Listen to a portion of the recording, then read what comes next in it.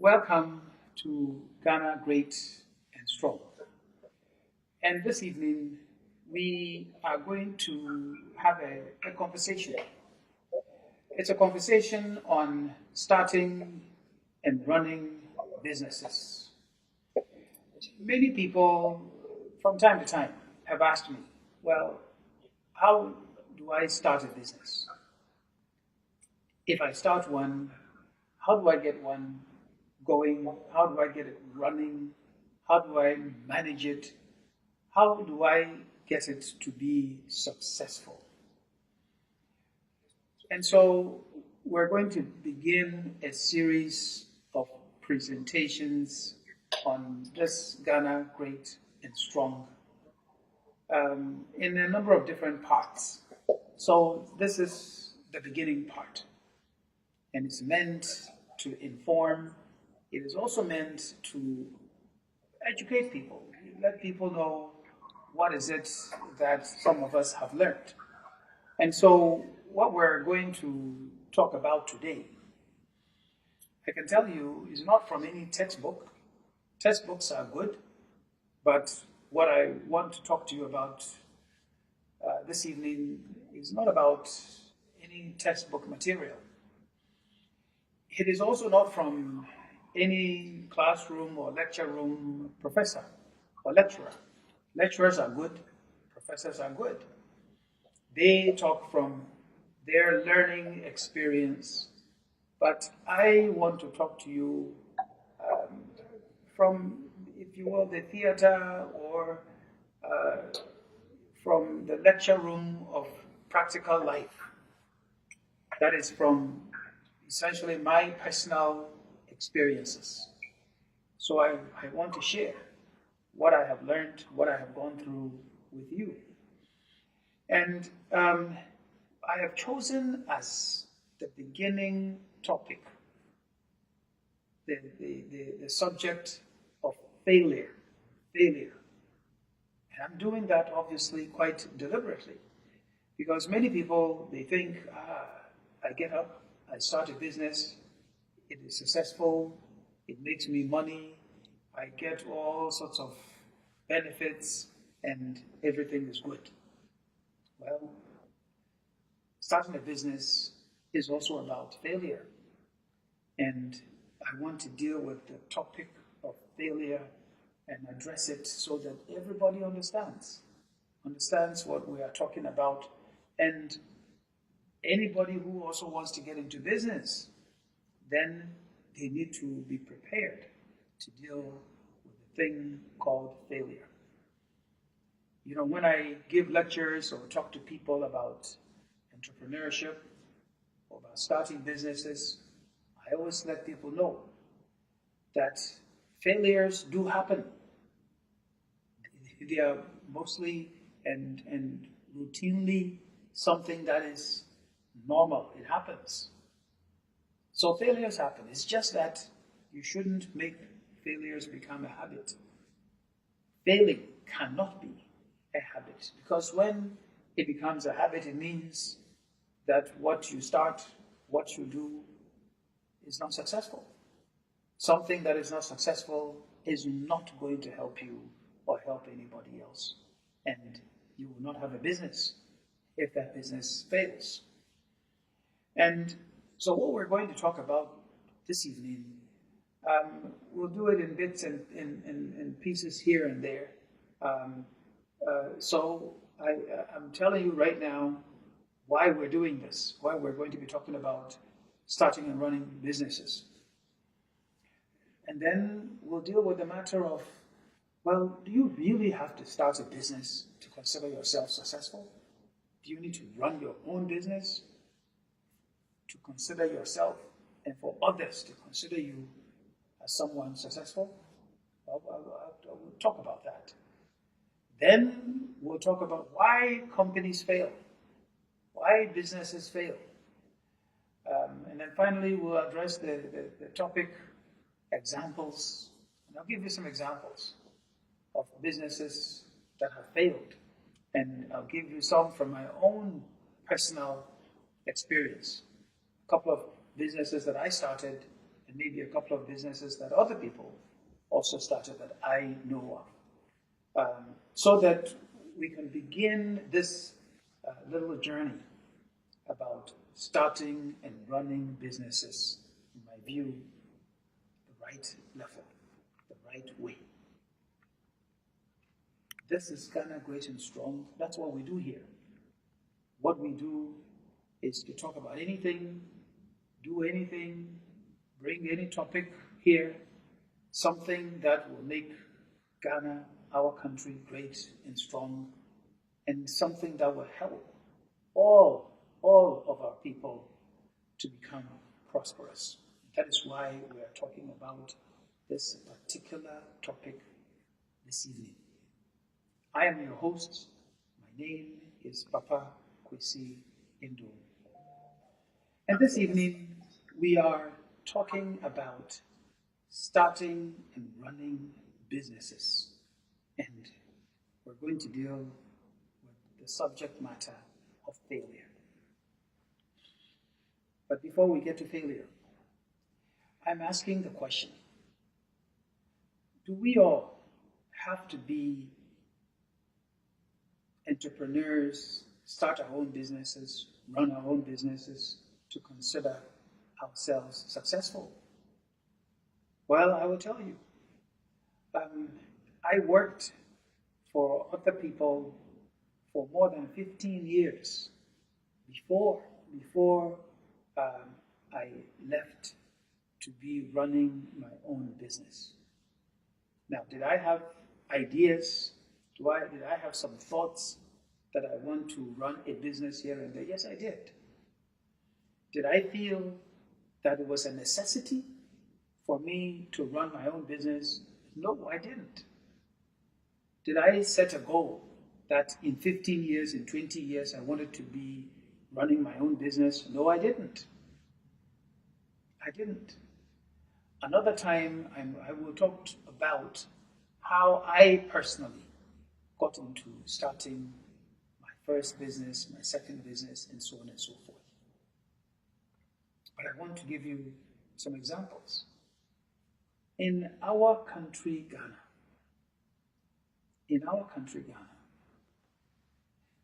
we have a number of people that have been very successful. And they become successful because they were successful leaders within organizations, some of them local, some of them international. Well, the person that comes readily to mind, Mr. Ishmael Yamson. Mr. Yamson, that many people know, was the CEO of Unilever. He became the chairman of the board of Unilever. He's known in many parts of the world. He's traveled widely, broadly. He has been a respected business leader, thinker, and he's done well for his country and for himself. And he comes from a small village in the central region and went to Apam Secondary School, went to the University of Ghana, and so on and so forth. And over the years had worked. I believe he worked with an entrepreneurial attitude. That is where he went to work. It was UAC, he became Unilever. He applied himself to improving the fortunes of that company. So he was recognized as a leader there. So he did well and rose to the level where he then became chairman, CEO, and so on and so forth, and a respected person in society. There are many, many other people. This morning I was watching something on television about Mr. Jack Welch. Now, those of you who talk about international companies, Mr. Jack Welch, he is someone who for a very long time was the CEO of GE. GE company, that General Electric company, now known simply as GE.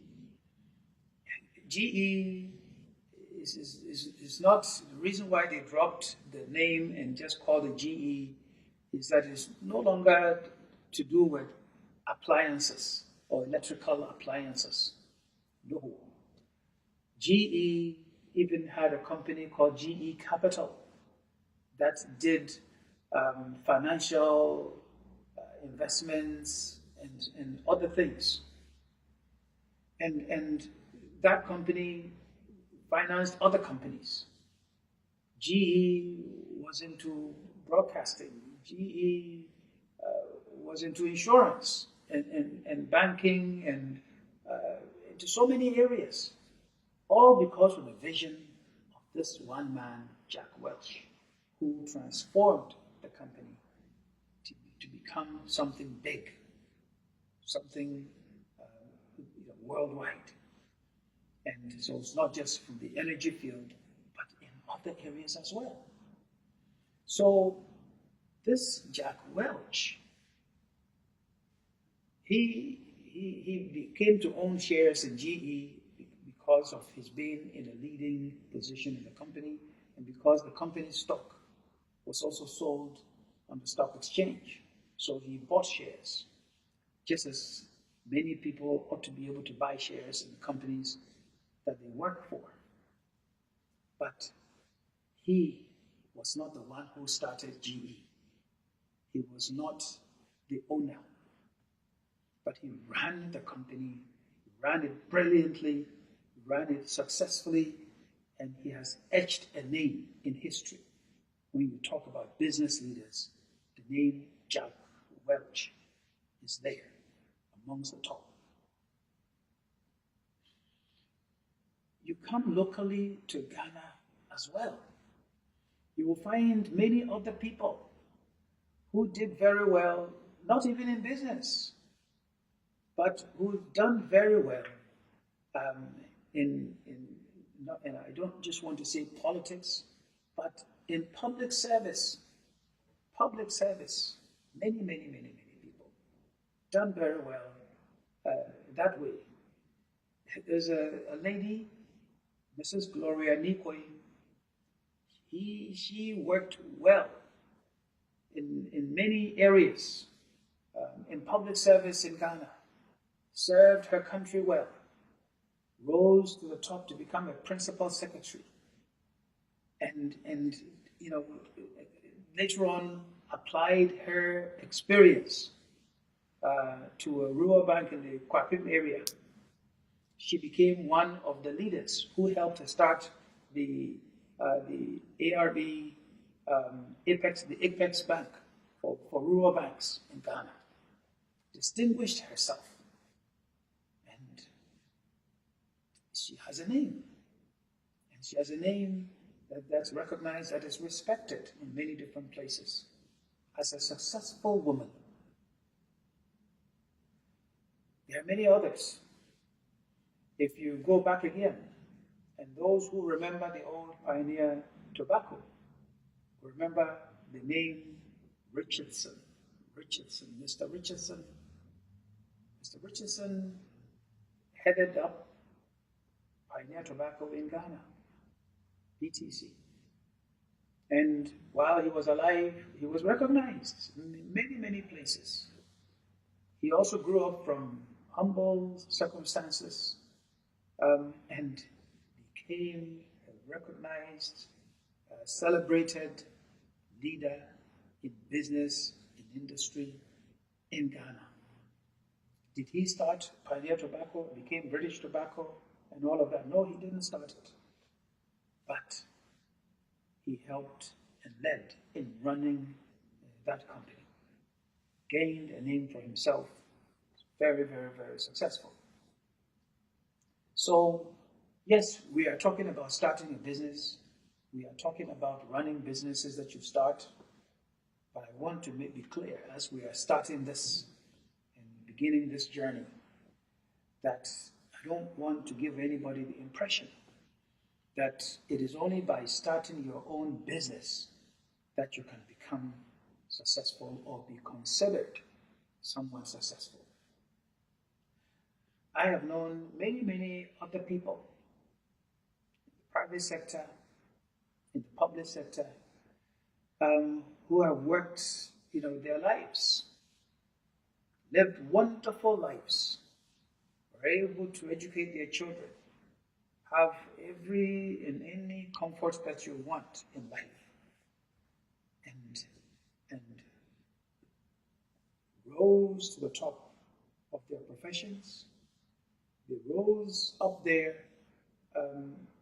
Some didn't get to become CEOs or managing directors or general managers. Some were managers. Others became, the top engineers. And others also became perhaps the best salesperson. But they lived well. They did well for themselves. And which is also the reason why we want to talk about failures today, because we want people to understand that just as you can fail working for a business, you can also fail when you start your own business.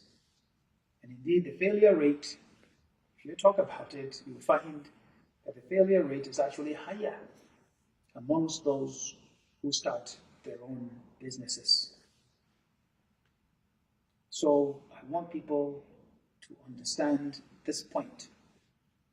And the point I'm trying to make still is that you don't have to start your own business in order to consider yourself or to be considered a successful person.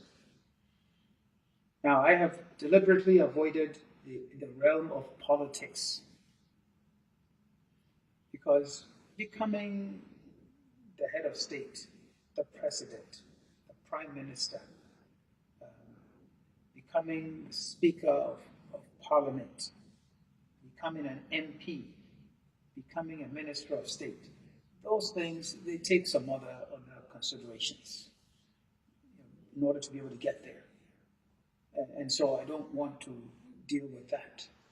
But I want to deal with those things that require an individual's own abilities, their own performance, their own leadership qualities, and if you do well, if you perform your job well, then those things will propel you and move you up. And the kind of jobs that you can have, and you can have until retirement. Becoming an MP is something, if there are terms for parliamentarians, every 4 years you have to go and seek election. And there's a hazard. You may go back or you may not. If you are president for the term of office. In some countries it's 6 years, in some countries it's 5, some other countries it's 7, in Ghana it's 4 years. So after the period you have to go back and present yourself to the electorate. They may send you back and they may bring you back. Okay, so that's not what I'm talking about. If you're a minister of state, well, you work on the wishes of the president, but in any case, after the president's term, you go back home. That's not what I'm referring to. I'm talking about where you have a job. You have a job working for JN Bank. You have a job working for GCB. You have a job working for Coca-Cola. You have a job working for Leroy Cables or any company where you can start from somewhere and move up and move up and move up and hopefully someday get to the top position of the company. Or you work for an accounting firm or an engineering firm or a construction firm, or you are a teacher and you can work your way up. There are several people who have been in teaching positions and they have done very well. Just like those who taught me in school were celebrated, and we all remember them. I'll give you an example. There's one of our teachers, Mr. Plus Utri. You know, he was a teacher. He was also a soccer coach. and whatever as St. Augustine's. Many of the people who met him as I did, we celebrate him because he did well and became successful in what he did. So you can have success in many fields. The late coach C.K. Jemfi is celebrated in his profession. If you take Abedi Pele did not own the soccer teams that he played for, but he played well and he did well. Tony Yeboah played well, did well. It wasn't his business. He didn't start those football clubs. So I'm still trying to make the point to you that you don't have to start a business in order to consider yourself a success. Going to drive a taxi is a business.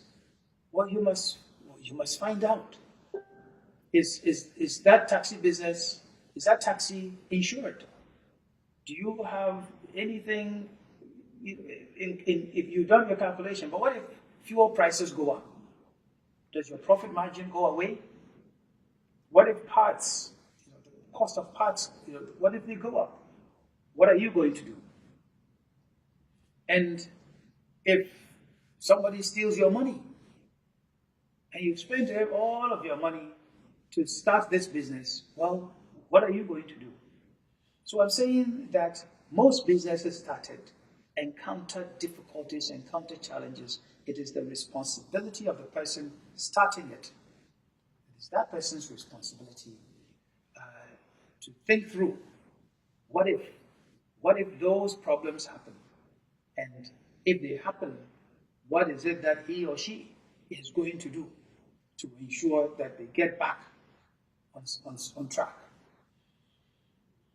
But I started off by saying you must have your own personal driving forces. Let me tell you, as I've been saying to people all over the world, that my personal driving forces are discipline. They are discipline and faith, then family values, and then public service. In that order. Sometimes I put faith first, discipline second. But it's a discipline to keep to my faith, so which one comes first doesn't really matter. So I'm always thinking through, now why these things? Discipline, because if I don't have the discipline myself, then whatever it is that I'm trying to do is bound to fail eventually. Let me explain. And I also want to explain to you that quite often businesses fail because of the leadership or lack of it, or the type of leadership that is applied by the person who started the business. If you start a business, who are you going to blame? You can have employees, but things begin from you. If you sell bread, the bread seller, the one who bakes the bread and sells the bread, that person is a businesswoman or a businessman. But if, somebody comes off the street and she says, could you come, and gives some of the bread to the person, they don't pay. Somebody else is walking by, hey, Atta, come, give them some of the bread. Or they sell some of the bread and there's money there. And somebody is crossing by and the person looks like they need money. Or they come to beg for money. Or they say, I have a problem, and they take some of the money and give it to the person. Well, the employees are watching. Maybe the employees are the children. Maybe the employees are other people that they have hired to help with the baking and the selling of the bread. Those people, they are watching how you are giving things away left and right. And so, when an opportunity comes, they might also say,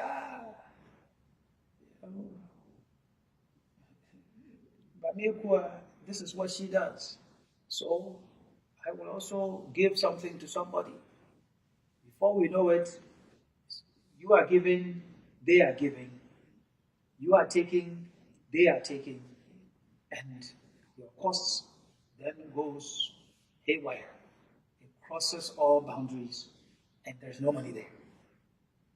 So the leader, what the leader believes in, what the leader, the starter, the one who begins the business, what they do, the discipline that they apply, that is what makes things work or not work. And what is some of the discipline? Well, if you have a business and you know that you must pay VAT, but you decide that, oh, I have this new business, and so instead of going to pay VAT, let me collect money on the side and escape the tax person and not pay. So some things I write down, other things I don't write down. And then you teach it to your employee, maybe to the accountant or to whoever, and then you're doing it. Well, what are you doing? You are teaching those people in discipline. So they also say, if Kojo himself or Mr. Mensah himself, this is what he does. Well, they also find different ways to also evade. They find other ways to also subtract monies. They find ways to steal. Not, in this case, from the taxman or taxwoman or from government, but from the business owner, because you are teaching them in discipline. I hope everybody gets what I'm talking about. So why do businesses fail for me? In big part, because the leader himself or herself does not project the right attitude, the right discipline, and so on and so forth. That's why I put as a personal driving force discipline. Discipline. So then the next thing I talk about is faith. And I do spend quite a bit of time every time to talk about faith. Why? It's not because I'm a Christian. Somebody could be a Muslim or a Buddhist. Or they go to their neighborhood shrine or whatever. But they believe in something. They believe in something that tells them that something is right and some things are wrong. And because there are some things that are right and other things that are wrong, that you do well by other people. If you need to do something for an employee, you give it to them. Don't cheat them. If you have to give something to a customer, you also don't cheat your customer. You keep cheating your customers in the end, they tend to know, and then things stop. Businesses fail as a result of that. And then sometimes, why does a business fail?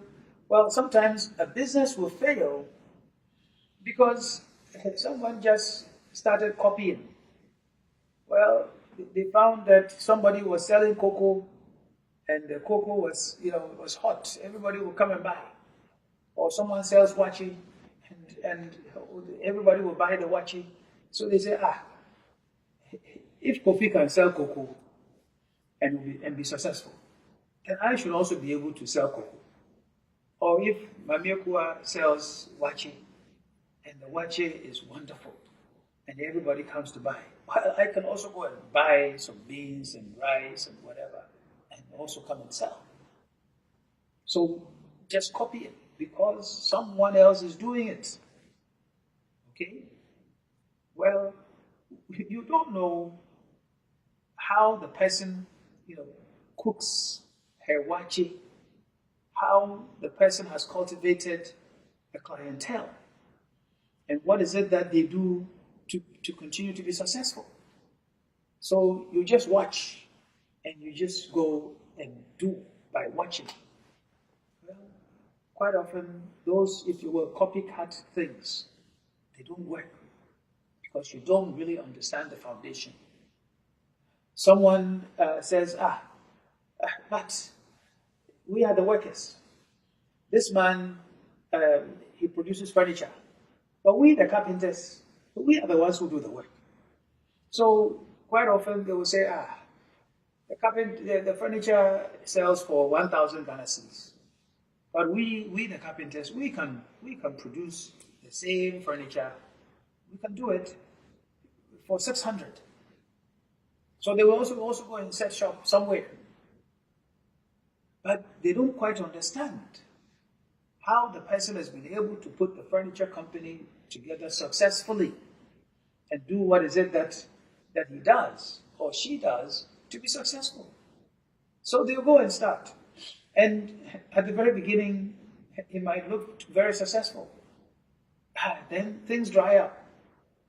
So after you sell to the customers of your master or your employer, well, then you have to go out and find other ones.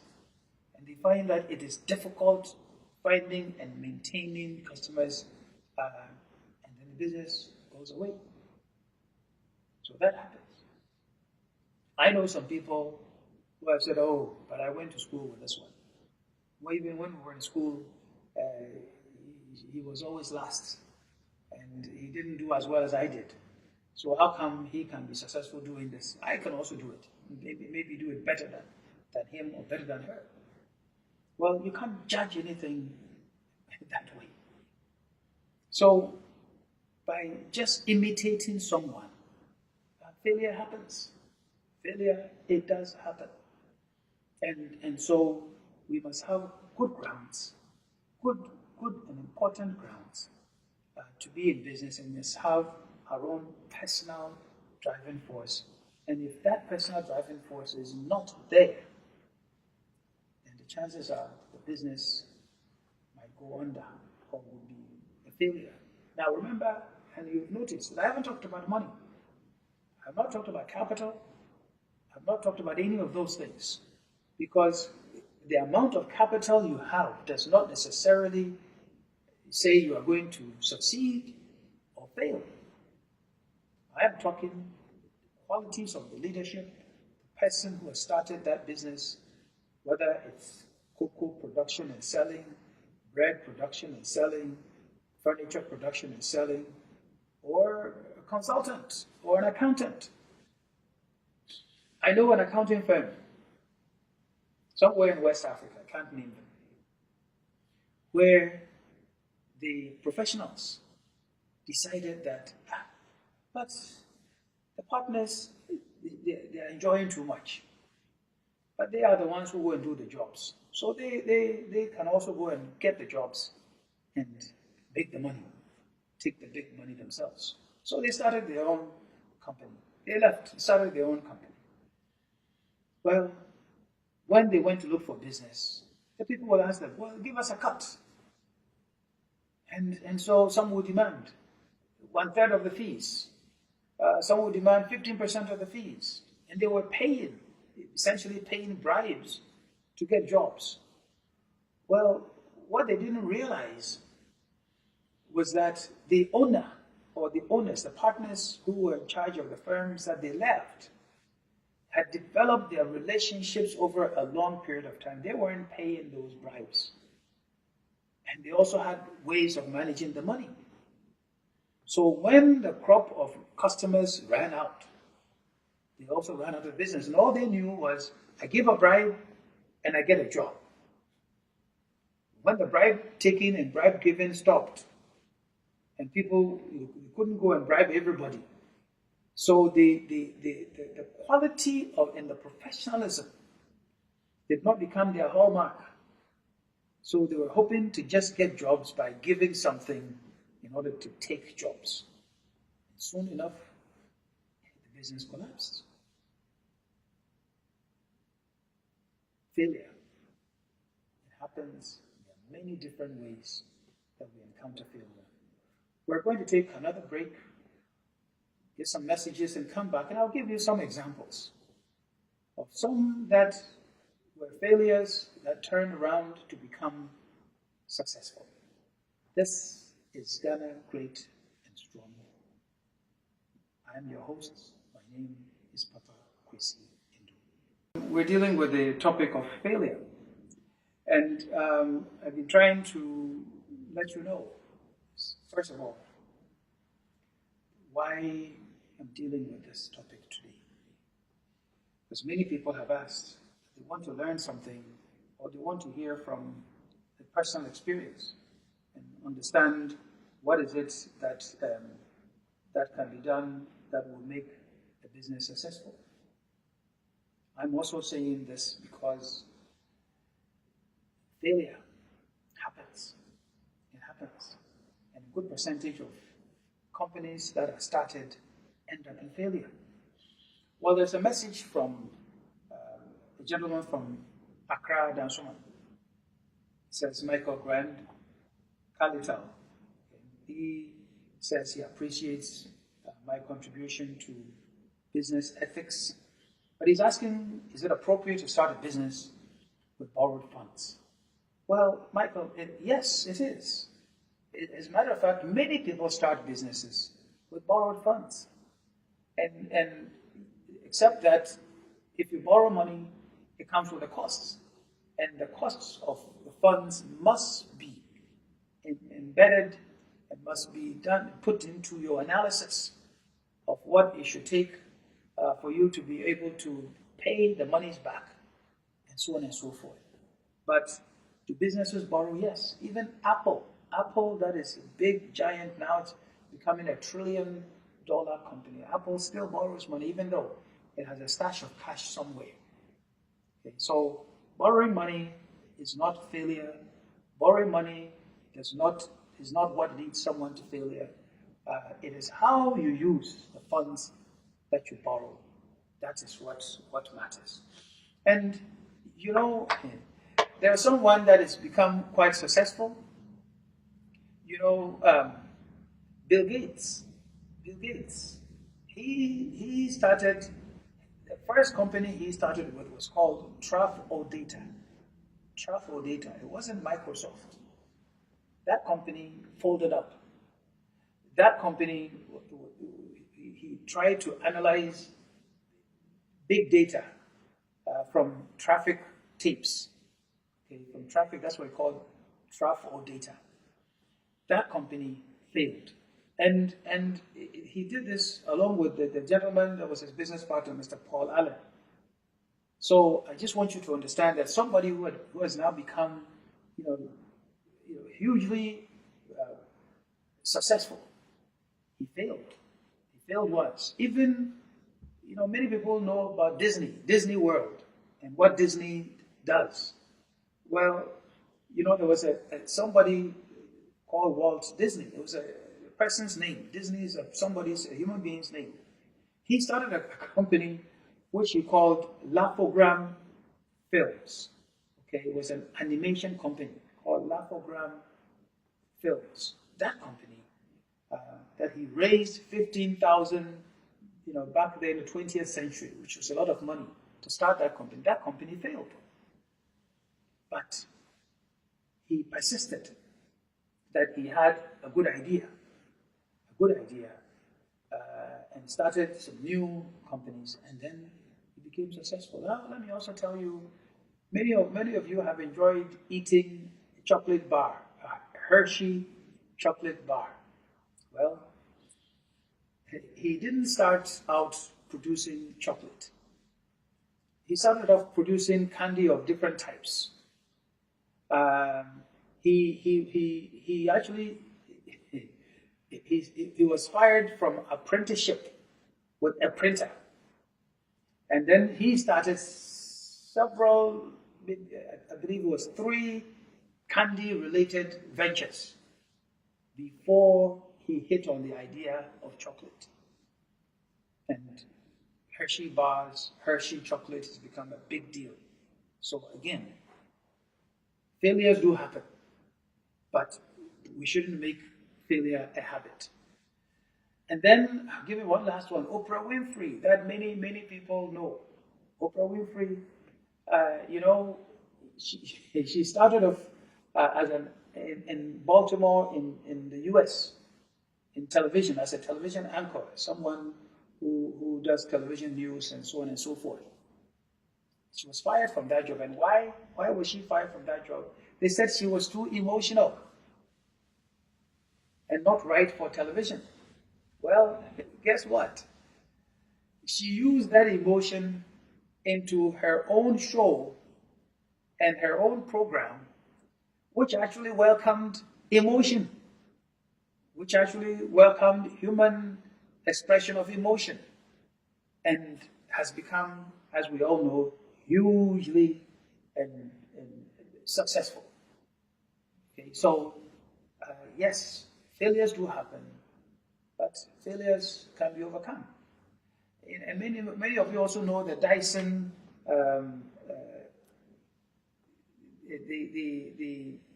the Dyson. I was going to use another name. But the Dyson machine that is used to clean floors and carpets. Well, this vacuum cleaner man, okay, his name was James Dyson, so that's why we know of the Dyson vacuum cleaner. Well, he started all manner of other prototypes, and he actually developed 5,126 prototypes of this machine before he hit on the one that became successful. And one last one. You know Mr. Morita, the one who, Akio Morita, the one who started Sony. Well, his first product was a rice cooker. And they said that rice cooker always ended up burning the rice. So it failed. And his venture failed. Well, he persisted. And now Sony is there. So persistence, translating what was considered a negative into a positive in the case of Oprah Winfrey, moving on to find a better product in the case of Bill Gates. Many good things can come out of failure. But again, we should not make failure a habit. When you make it a habit, then you write failure across your chest or your face. When you are clothed in failure, nothing good will come out of it. Nothing good will happen. So I want everybody to understand that indeed, yes, in business is important. But what is even more important is that we understand that failure is something that can happen to us in business, and that failure is something that we should all plan for, so that when it looks like we're hitting problems, when failure looks like it's approaching us, then we will have an antidote. We will know what to do to take care of that difficulty. This is where we are going to leave our program this evening. But before we go, I want to leave you with one quotation. Let me put it in here. Someone once says, can he start a business with a capital of 10,000 Ghana cedis? Well, you can start a business with a capital of 500 Ghana cedis, depending on what kind of business. So finally, let me say that Proverbs chapter 20, verse 13 says, do not love sleep, or you will grow poor. Stay awake, and you will have food to spare. Do not love sleep, or you will grow poor. I am saying, do not love sleep, or you will become a failure. This is Ghana Great and Strong. I have been your host. My name is Papa Kwesi